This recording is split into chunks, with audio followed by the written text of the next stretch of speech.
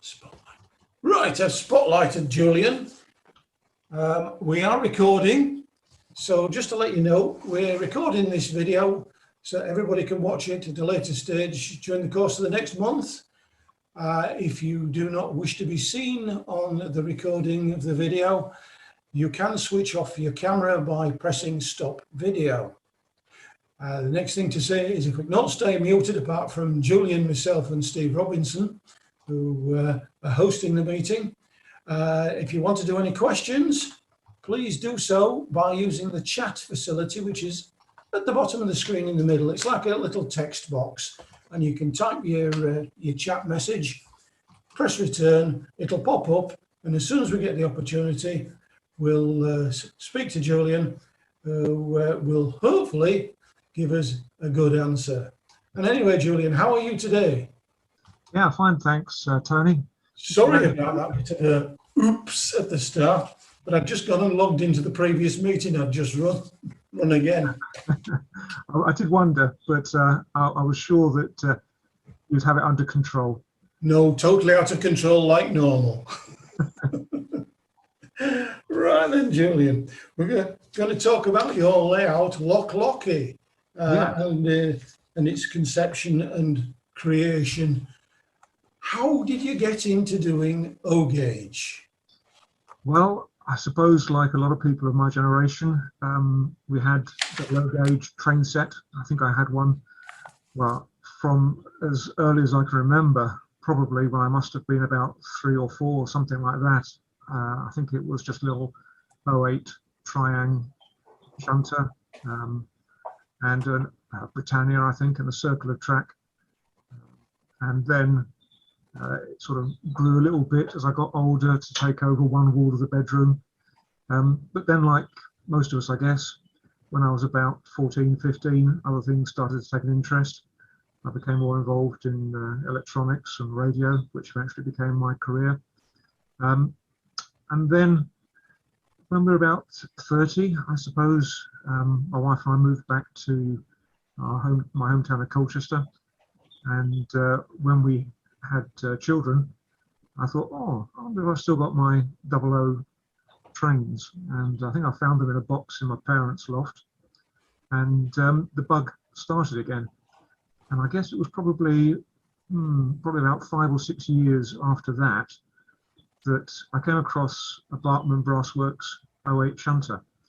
And it was unpainted. It was just in its brass finish. And I was amazed at the detail and the solidity of it, and just how impressive it appeared. And I investigated it a little bit more, started taking more interest in O-gauge. I think I went to Dmx, and it took off from there, really. So it was really just a chance by looking at this particular Brassworks shunter. Mm-hmm. So why did you focus on the British Rail Blue and the West Highland line then? Well, British Rail Blue, because it's what I remember. When I was growing up, we had a railway bridge at the end of the line, and I would often be found on summer holidays looking over the bridge parapet, waving to the drivers, watching the Class 40s, 37s go underneath. So it was my era, really. I'd go on to the Colchester station, watch the platform ticket, watch the trains come through with a couple of my mates at the time. And I guess, like a lot of us, it was what we remember. It was what we saw and experienced growing up and what you try and recreate. West Highland line, well, my lovely wife is Scottish, and we often spent summer holidays or autumn holidays, which we preferred, on the west coast of Scotland. And the West Highland line was always stunning. And when I saw Ian Footer's little layouts and exhibitions, I thought he captured it very well. And so the West Highland, and not having much space either, the West Highland line is ideal because they're small stations, single line, ideal for O-gauge. Mm-hmm. Yeah. And so I take it on your layout, you use DCC? I do, yeah. So what sort of DCC kit do you use? Well, the basic command station is Lens, and I've used that for years because it's robust and reliable. I've experimented with other controllers, but they've always come back to Lens because they always seem more reliable. They don't need to be rebooted so often, and they just work. You couldn't forget them. But for most of the train controlling, I use Train Controller by Railroad & Co., which is a bit of software which is very versatile. You can use it for in a whole range of different ways. This is my screenshot at the moment, and as you can see, probably it's configured to try and represent an NX panel. So you've got different ways of controlling it. You can set it up so that you can control it fully automatically, your layout. You can do it in like a mixed mode. You can set it up so that you can operate it like a lever frame, whereby you have a single switch per point or signal, or you can do it the way that I've done it here, which is representing an NX panel. So you have entry and exit buttons. So this is platform 1. So I could set up a route starting here and going up to the home signal there. And you can see that it's then set the route. It will move any points that need to be made. And once the route is clear, then it sets the signal. And you can see here that the starter has gone off.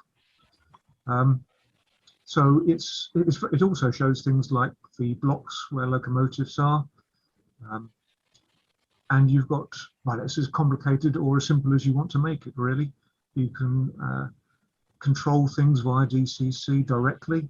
You can set up configurations. So you can say, if A equals B and C equals D, then do this. You can set up schedules. So you can say, I want to run a train from A to B, and I want it to take this route, and I want it to happen on this basis or this occasion. So it's incredibly flexible. And sometimes you think, oh, well, maybe it'd be nice to have a few buttons to operate without having to turn the computer on. But the benefit of this is you could actually do it both ways. And in the shed, which is where the storage sidings are, I do have a little push button panel, and that's the way I use to control the storage sidings. So it is very, very flexible. Lots of different ways of doing it. So I take it all your points are DCC controlled then? Yes, I make a lot of use of MERG modules, Model Electronics Railway Group. So the way I do it, because as I say, this layout started about 2008, 2009, something like that.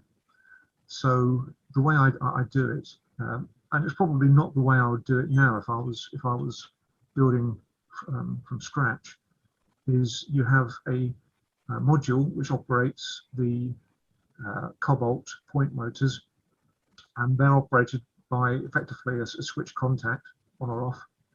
And then I have separate accessory decoders, again MERG modules, and they take the DCC bus and effectively provide on-off outputs which change the point motors. And then I have feedback controllers, feedback modules, again Lens modules, which feed back into the command station. So I go back to Train Controller. You can see if I cancel this route, like so, you can see next to each point there's a little green dot, and that green dot is the feedback for the point state. So if I, for example, operate this point, like so, then once it's moved, you can see the green dot moves as well. And that's very useful when you're doing automated train controlling, because then Train Controller knows that the point has moved, and it allows a certain length of time for that point to move. So you might say, well, it's a slow motion motor activated point, so I want to allow perhaps 5 seconds for it to operate. And then it will only move the train on the automatic schedule once the route has been proven, once the point has moved, once the signal has been set. So it does close the loop if you want to go that far, which of course, being a bit of a gadget freak, I do. that's what that's what happens. I see. I wouldn't have called you a gadget freak. A bit OCD, perhaps, looking at the shelving behind you. Oh well, it's any way you can find things, isn't it? If you use different tubs to put stuff in. But of course, one of your favourite subjects, I understand, is the lighting of the layouts.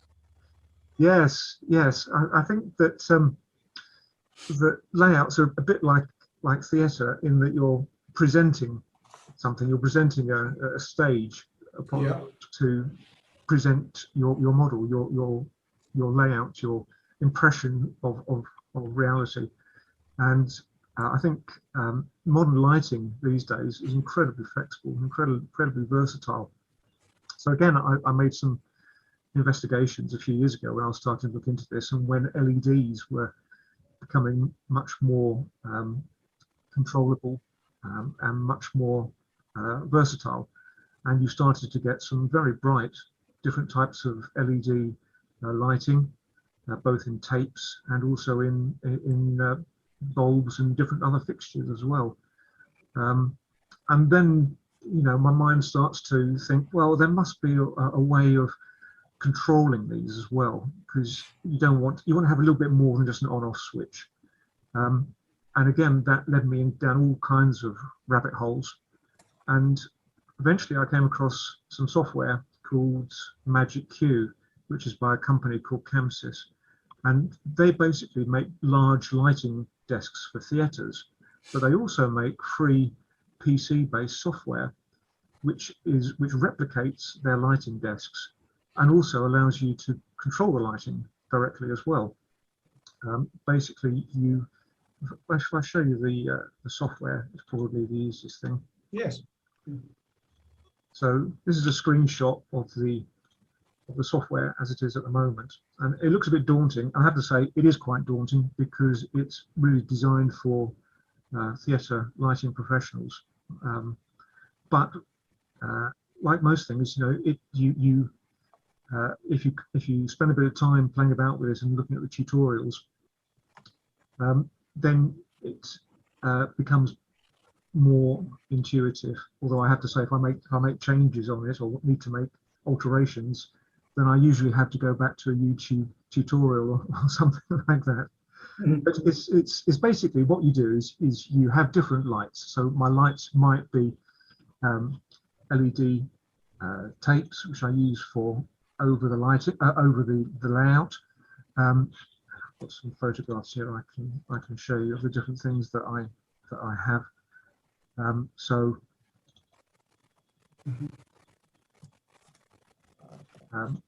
I have little mini spots like this. So these are used at low level to provide early morning effects or late night effects. So they're good for casting long shadows. Then I have overhead tape, which I actually have a photograph of, but I can probably show you that in a moment. I've got things like this, which is known as a blinder, and these are usually on stage on live concerts, and the idea is to cast very bright light into the audience, so it lights up the audience from the stage, or it's for effects, for flashes and things like that.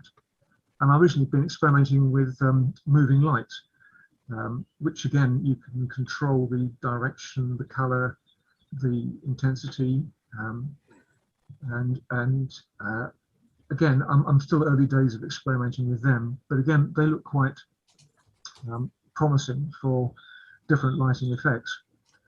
And all of this is controlled via Magic Q.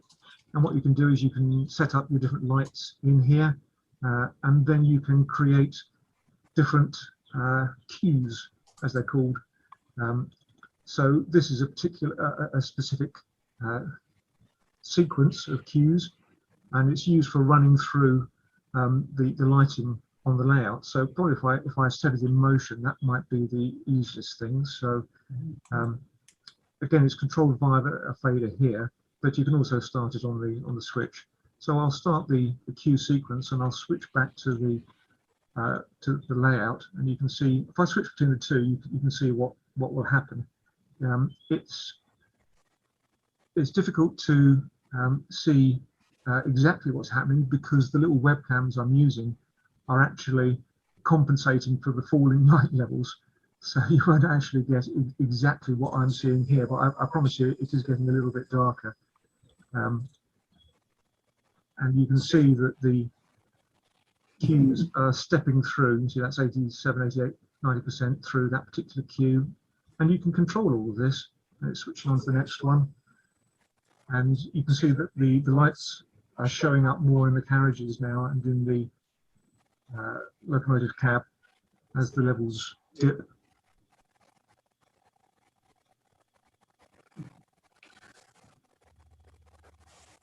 Julian, I've had a question from a chap who models in double O gauge. What does O gauge give you over double O? I think it's a presence and it's a momentum, and you can just see more detail when a locomotive sets off. It just seems more real to me. I think that's probably it in a nutshell. I mean, my view was when I first got hold of an O gauge wagon over a double O wagon. A double O wagon you pick up between your thumb and forefingers, whereas you use your whole hand to pick up an O gauge wagon generally, and it's got a bit of size and presence. And like you say, you can have a great amount of detail. Absolutely. Another question is, whereabouts is your layout housed? It's in the garage. So the layout is basically in the garage, and then there's a small hole in the wall whereby the trains go through to a neighbouring shed, and that's where the storage sidings are. So this time of year it's not ideal. It's a little bit chilly in the garage, but most of the year is fine. And one of the benefits is if I have my mates over, then someone can be operating in Loch Lochy in the garage, someone can be operating Stonebridge in the shed. And I've got token block instruments between the two, so you can shut the doors and you can run it as a railway would be run, which is great fun. Yeah. So Billy No Mates gets sent out to the shed. Exactly. We take it in turns, to be fair. Well, I can see from the screen at the moment your layout lighting has changed to night time. Yes, and you can also do things like, for example, I can use the blinder that I showed you earlier. So you can do things like this,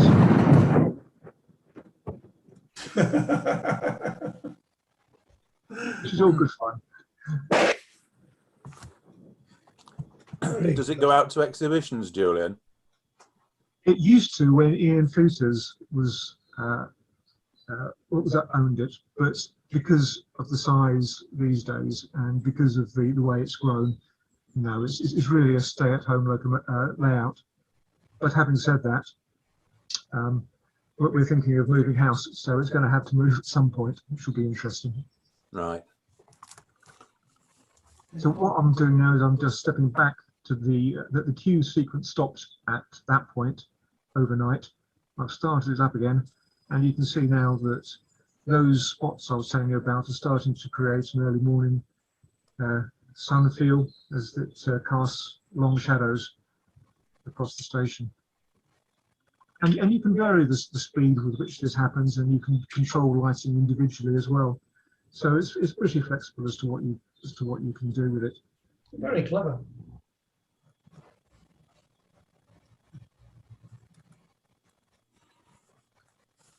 One thing I found though, that if anyone wants to have a go at doing this, the way the lights are controlled is using a theatre protocol called Dmx. And basically what you do is, from your computer, you take USB, you plug it into your, out of USB, into like a little converter, which converts it to Dmx. And then from Dmx, you plug into your dimmers. And if you do use dimmers with LEDs, then make sure you get the 16-bit variety, not the 8-bit, because the problem with LEDs is, with 8 bits, you can see the individual steps as the light changes. and it doesn't look particularly realistic. But if you use the 16-bit dimmers, then the light change is very smooth, as you can see here, and you don't notice those step changes in lighting.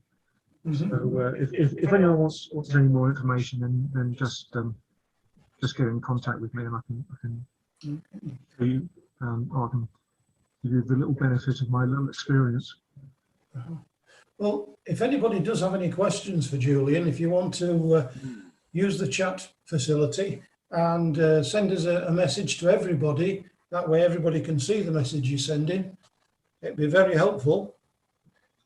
I can show you. This is that is a dimmer. As you can see, they're pretty small, pretty cheap off eBay. And the way I do it is that Dmx signal that I mentioned. Again, let me just find a photo for you.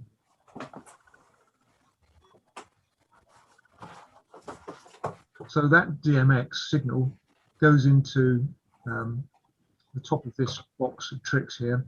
The orb silver boxes you can see at the top are the power supplies. They're just computer-based power supplies, basically.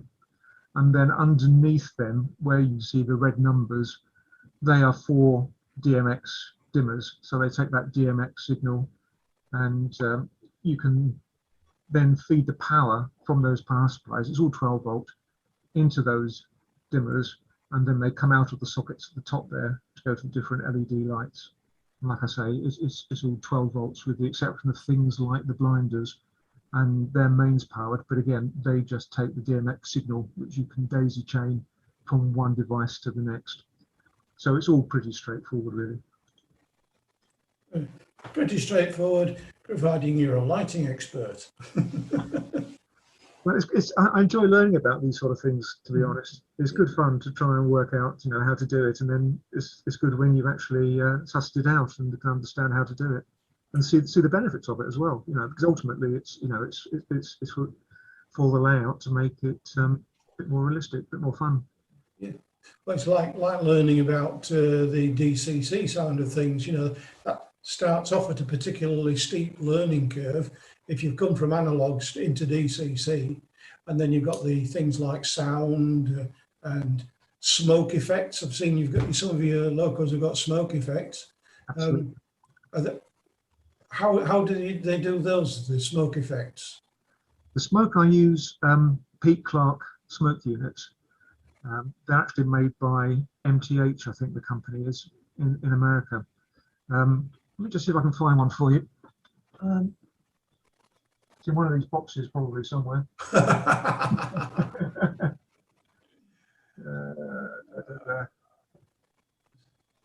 Sorry to throw a low baller at you like that. No, not at all. Not at all. Oh, here we go. Smoke.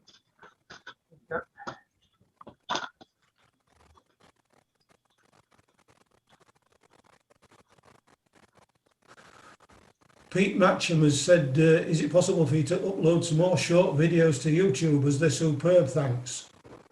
Thanks, yes. There are more videos on YouTube already. If you search for my name and Loch Lochy on YouTube, you'll find them. So Julian Best, Loch Lochy on YouTube. And you'll find them, yeah. Excellent, thank you. So this is a smoke unit. So it has a small little PCB at the side here with some controlling electronics. It has a fan, and it has a little chamber here with heating coils. So it sits this way up in the locomotive. That's where the smoke comes out and where you put the oil. And here you've got two connections. You've got one for your fan, and one for the heater units, which are two little coils, and one for the fan here, which is 5 volts. But if you're using some of the more advanced DCC decoders, then you don't need any of this electronics. I use Zimmo decoders, and you can cut off this PCB here. You don't need any of these controllers, any of this electronic at the side here, and you can wire in your fan and your heating coils directly to the DCC decoder. And then, assuming the sound project has been set up correctly, then you can automatically control the amount of smoke depending upon things like when the engines start up, the speed it's going, whether or not it's coasting. All of this can be configured within the your DCC decoder. So you can basically turn on your smoke button and forget about it. You don't need to control how much smoke's coming out, when it's coming out. It works based upon the throttle and the speed of the loco and what the engine's doing. So so that's what I use at the moment. But I'm experimenting with a couple of these ultrasonic misters. I don't know whether people have seen. Again, I don't actually have any with me down here. But they're very small devices, which are used, I think, mostly for plant displays. And rather than putting in oil, you put in water, and a very fine mist comes out, and it comes out quite fast as well. And it looks very promising because it doesn't have any of the residue that oil can leave. It uses very much less power than heating coils. It's just water vapor that comes out, so there's no issues with exhibitions, because I believe that there might be problems with exhibitions in the future with health and safety around the traditional oil-based smoke units. There's a few things to be overcome. There's a few people working on these. You can search on YouTube or on, I think there's some posts on Western Thunder. A friend of mine, Robin Impey, is working on it as well. And these look quite promising, especially for diesels. There might be a few more problems using it with with steam, because they don't work very well when they're not at a horizontal angle. And also they're quite difficult to direct the smoke. Ideally, you want the smoke to exit the device and then not have to be funneled somewhere through a pipe. And I found that if you try and do that, it doesn't really work very well. But for diesels, they show a lot of promise. We are slowly running out of time. Well, very quickly running out of time. There's a couple of questions that have been put on here. Do you encounter any issues of damp in your garage on your layout? It does get quite damp in here, but I've not had any problems, other than sometimes where the baseboards align through the wall of the garage into the shed. Sometimes there, the boards can move. So I've allowed a little method for them to be adjusted between the winter. Any problems with the electronics? No, none at all. No. It's been fine. Assuming there's not moisture running off the walls, I think you should be okay. James has asked, can you put DCC chips into old models? I think what he's probably meaning is, can you put the ordinary 00 model chips into O-gauge models? From chips from the 1980s. Yes, I think that it depends upon how much power your locomotive takes. If you've got a large Helgian diesel which is pulling a long load, and you're running smoke and lights and all the rest of it, then you need to check the rating of the decoder, because if it's less than an amp, you might have trouble. And also check the stall current as well. That's quite important. If for example, your locomotive derails or stalls for whatever reason, you want to make sure that your decoder can cope with that, either by shutting down or it's rated for that level of stall current as well. So yes, but check first. Yeah. Right. And what smoke oil do you use? Sorry, Tony. What smoke oil do you use? I use ESU. ESU smoke oil. Yeah, ESU. I found it's definitely the best so far, and doesn't smell too unpleasant either. Okay. Well, thank you very much, Julian. We run out of time.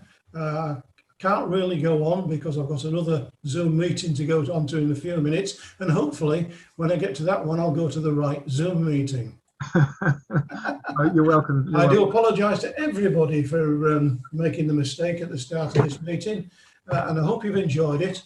I hope you've enjoyed watching the show so far and watched all the videos, and no doubt you'll be able to come back over the course of the next month and see those videos over and over again.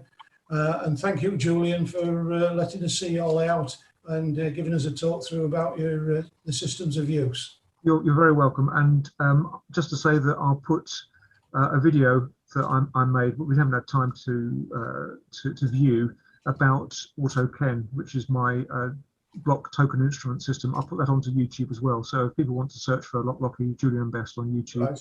then they can watch that as well. Are you doing that through Peter or straight onto your own channel? I do it onto my own channel. Okay then, so look out for that on Julian Best channel. Thanks very much. Thank Thanks, you, everyone. Julian. Thank you. Thank you, everybody. And goodbye.